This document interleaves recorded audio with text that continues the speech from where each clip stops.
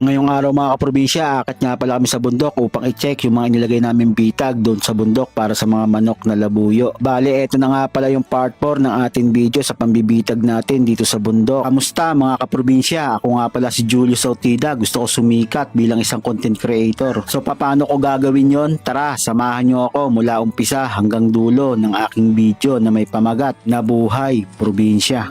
So pakakawalan natin to. Kawawa naman. Ang target lang naman natin labuyo. Kung sakali makahuli man tayo ng ibang klaseng mga hayop.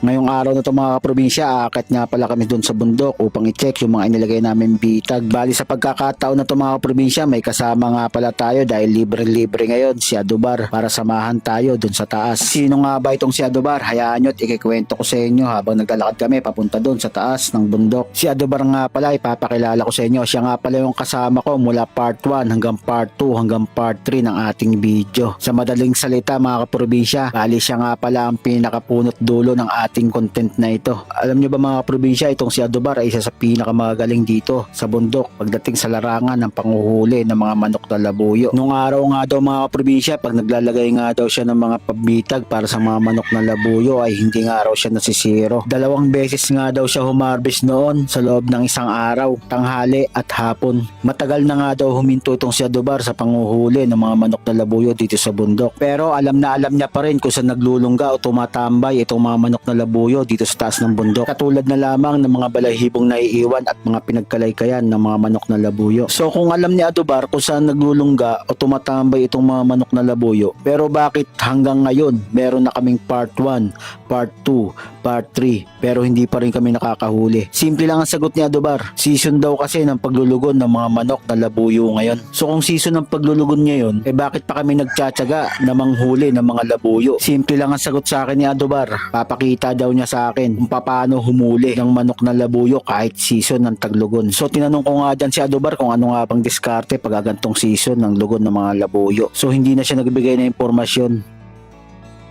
Fast forward tayo mga kaprobinsya, bali nandito na nga pala tayo sa spot kung saan inilagay natin yung mga pambitag para sa mga manok na labuyo. So samahan nyo muna kami mag-ikot dito kung meron nga ba kaming nahuli or wala.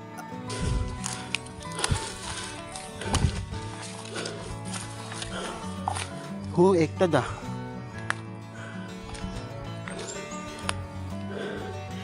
Ektad yung isa, kailang problema. Wala naman huli. Siguro nabagsakan ng sanga. Kaya umektad.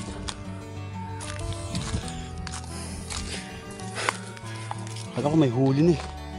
Yung isa kasi ektad eh. So dito, umektad din. Ay, may nahuli, ibon. May nahuli, ibon. Ayun o. Kahuli tayo, ibon. Kahuli tayo, ibon. Ektad tong isa. Hindi ko alam kung anong ibon to. So, babalikan natin yan. Tapos tong isa, ektad din. Ay, wala na, pre. Kinain ng musang. Malamang ko tikling. Tikling to. Bago pa yun. Tikling to. Forma na to. Kinain ng musang. Kinain siya ng musang. Oo. Ayun o, tikling. Paa na lang natira. Ayun, dalawa din sa dulo. May dalawa pa din sa dulo eh. Ala, pre, puro ektad, puro kinain. Ektad din to. Meron din dito, bago pa oh. Tikling din. Oh. Tikling o ano? Tingin ko tikling eh. Ayan oh. Kinain siguro ng musang. Ay. Ito yung mga balahibo oh. Tikling nga ito. Balahibo ng tikling.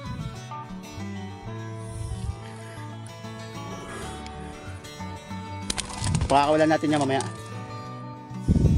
Hindi ko alam kung anong ibon to.